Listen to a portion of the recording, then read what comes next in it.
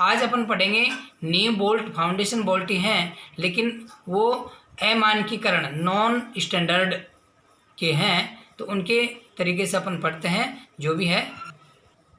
हाँ, तो नींव बोल्ट फाउंडेशन बोल्ट तो भारतीय मानक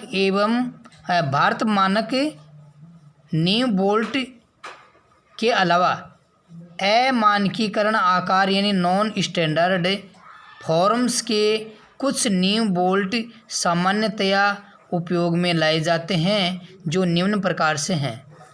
तो ये हैं अपने निम्नलिखित 4 प्रकार के।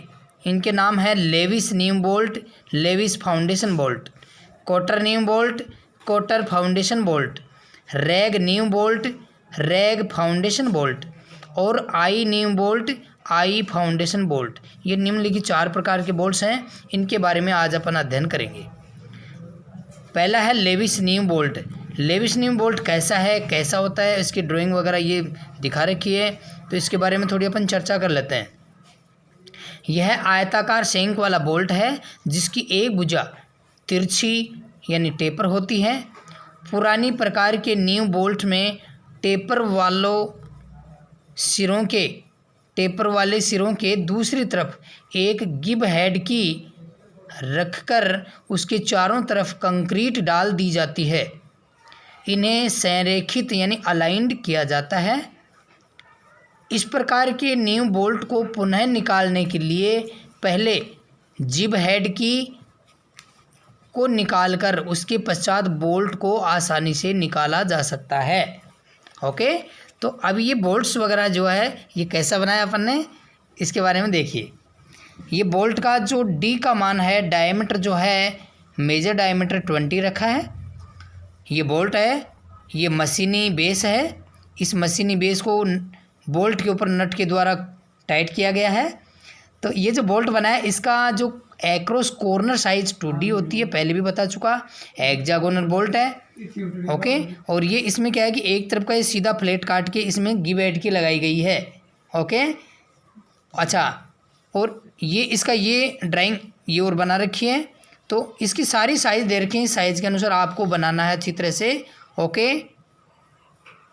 हाँ, तो अपना दूसरा नींव बोल्ट है कोटर नींव बोल्ट, कोटर फाउंडेशन बोल्ट। तो ये क्या है, इसके बारे में देखिए।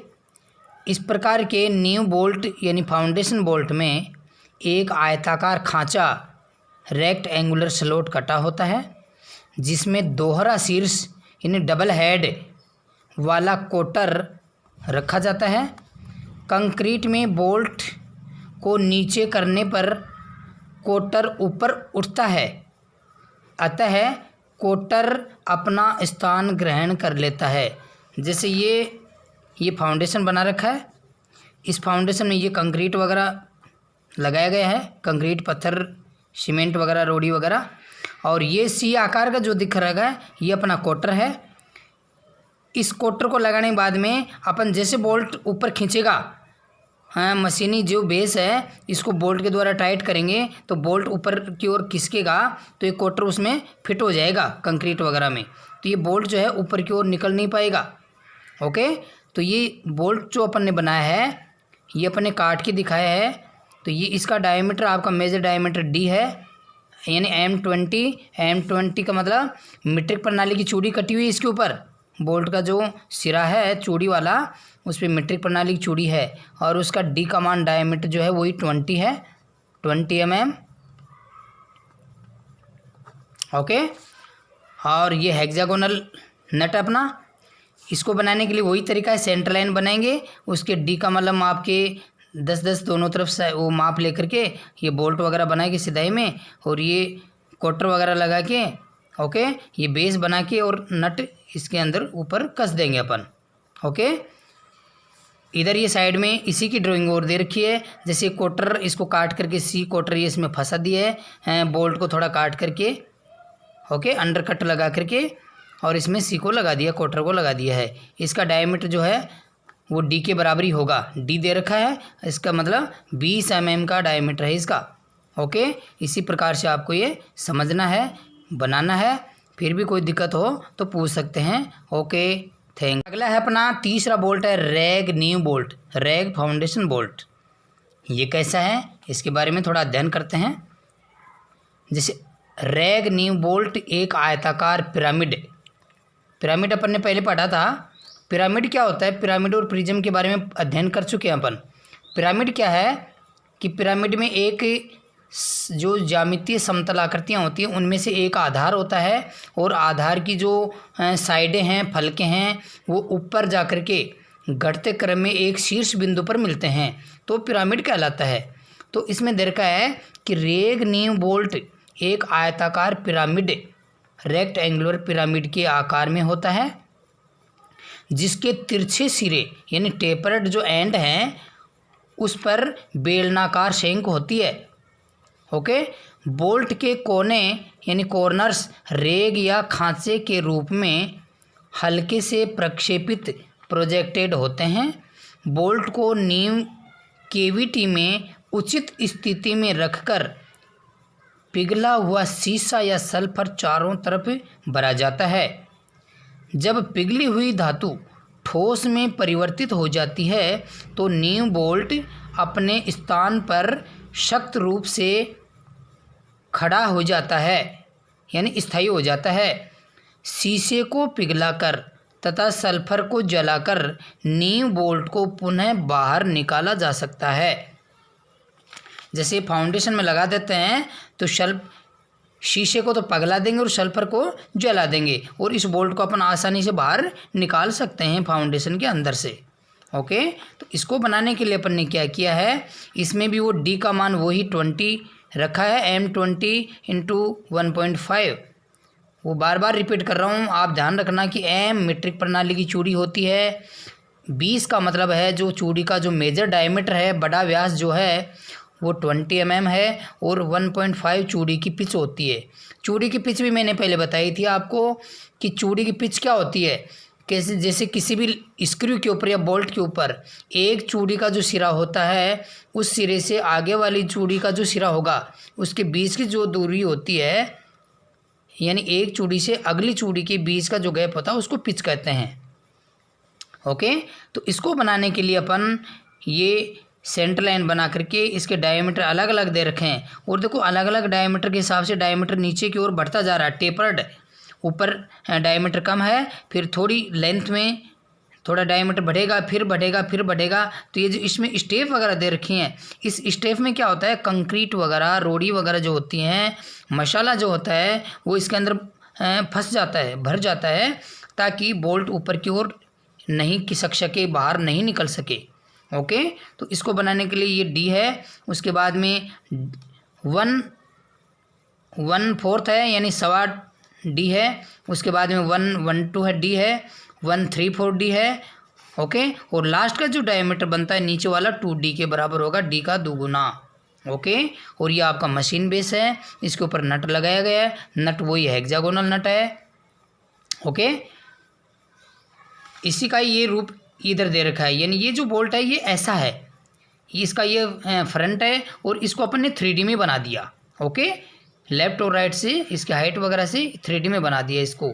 तो हकीकत में वास्तविकता में तो बोल्ट ऐसा है और इसका फ्रंट बनाया सपोज तो इसका ऐसा बन गया। ओके, तो इनको बनाने के लिए वही है, इसका जो डायमीटर वही डी के बराबर था, तो 20 mm का होगा और ये बना करके अपन को तैयार करना है। ओके, हाँ, तो अगला अपन फाउंडेशन बोल्ट है अपना आई नीम बोल्ट, आई फाउंडेशन बोल्ट, चौथा नंबर वाला। तो ये क्या है, इसके बारे में भी थोड़ा अपन अध्ययन कर लेते हैं। तो इसका परिचय है, जैसे आई नीम बोल्ट एक बेलनाकार रोड यानी सिलेंड्रिकल रोड को वर्ताकार यानी सर्कुलर मोड़ कर बनाया जाता है। जैसे चित्र के अनुसार अपन देखेंगे, आँख के आकार जैसे नीचे बोल्ट के मध्य में एक बेलनाकार रोड भी डाल दी जाती है जो नीव बोल्ट को बाहर आने से रोकती है। जैसे अपन ने ये जो बोल्ट बनाया है, इस बोल्ट का अभी अपन ने पढ़ा है कि ये सिलेंड्रिकल रोड होती है और ये नीचे की ओर एक सिरा जो है वो आई यानी ऐसे राउंड में सर्कुलर घूम करके इसमें एक ये मोड़ दिया जाता है, घुमा दिया जाता है। और इसके अंदर ये जो दे रखा है ये छोटा डायमीटर जो है ये है आपका सिलेंड्रिकल रोड यानी बेलनाकार रोड का टुकड़ा ही है। ओके, तो इसके अंदर ये रोड लगा देते हैं, फिर फाउंडेशन भर देते हैं, तो बोल्ट ऊपर की ओर खिसक नहीं पाता है, निकल नहीं सकता। तो ये जो रोड है इसको निकलने से रोकती है। ओके, और इसमें कंक्रीट वगैरह ये भरा गया है।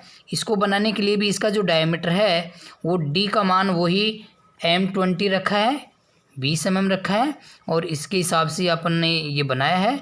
इसको अच्छी तरह से बनाना आप भी। ओके, और ये मशीन बेस है, इस मशीन बेस के ऊपर ये नट लगाया गया है, इसको टाइट किया गया है। ओके, नट को बनाने के लिए वही डी का मान वही 20 है, और साइड वाली जो साइडें हैं वो डी का आधा, D/2 दे रखा है देखो दोनों साइड में, तो डी का आधा अर्थात 20 mm ये है, तो 20 का आधा 10 ये है, 10 ये है, 20 और 10 और 10 20 और 20 40, मतलब डी का दुगुना, अर्थात इस बोल्ट का कॉर्नर एक्रोस कॉर्नर है। ओके, मैं बार बार रिपीट कर रहा हूँ कि हेक्सागोनल जब नट बनाते हैं या बोल्ट बनाते हैं तो उसका जो हेड होता है, साइज़ होती है, एक्रोस कॉर्नर की साइज़ 2D के बराबर होती है, और एक्रोस फ्लैट जो साइड होती है उसकी माप 1.5D + 4 mm होती है।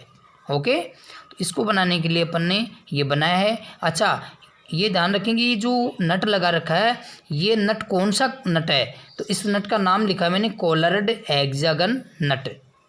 कोलर्ड क्यों? क्योंकि इसके फेस में ये देखो स्टेप यानी एक वाशर जैसा एक कॉलर बनी हुई है, तो इस नट को टाइट करते समय अपन को अलग से वाशर की ज़रूरत नहीं होती है। ओके, तो वाशर की ज़रूरत नहीं होने के कारण अपन इसको एक स्टेप्ड यानी कॉलर्ड नट से ही टाइट कर देते हैं। ओके, ये इसका ये फाउंडेशन में है, और इसका अपन इधर साइड व्यू बनाते हैं, तो साइड व्यू ये बन गया। ये जैसे रोड है सीधी, इसको इधर से देखते हैं या इधर से देखते हैं अपन, तो इसका ये रोड है। ओके, ऊपर से अपन ये काट सेक्शन दिखा रखा है, तो सेक्शन का मतलब इसकी पूरी लंबाई में नहीं दिखाएगी, इसको काट के दिखा दिया अपन ने। ओके, इसका डी का मान वही 20 mm रखना है। ओके, इसमें ये होल है, होल के अंदर से ये रोड जारी है। ओके, रोड को अपन देखते हैं तो ये आयताकार पट्टी के रूप में दिखेगा, लेकिन होल के अंदर वाले जो भाग वो हिडन लाइन में दिखेगा अपन को। ओके, तो इस प्रकार से आपको ये बनाना है। फिर भी कोई दिक्कत हो तो आप पूछना। Okay, thanks.